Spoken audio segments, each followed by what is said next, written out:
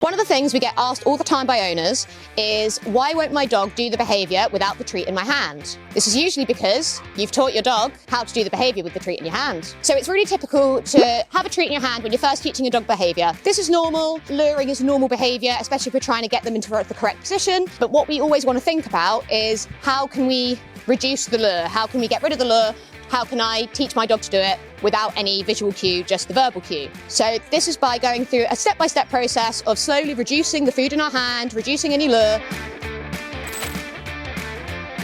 So the first step is to teach our dog the cue with the food in our hand. So I've got a treat in my hand, Leo sit. Good boy.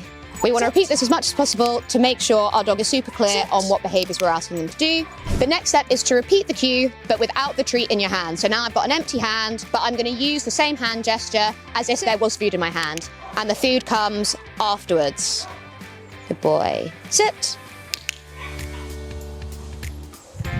We can slowly reduce the hand signal until we can just say our cue through the verbal alone. And finally, it being my hands totally by my side, giving him no cues at all. So now I'm going to practice the same process using the heel cue. So again, I'd start with the food in my hand, Leo heel. And I reward him when he's walking calmly and looking at me. We'll then practice without the food in my hand, Leo heel. But you can see my hand is in the same position where I usually hold my treat. And we work on building up the behaviour for a longer duration until we can walk nice and relaxed with our hands by our side. Good boy.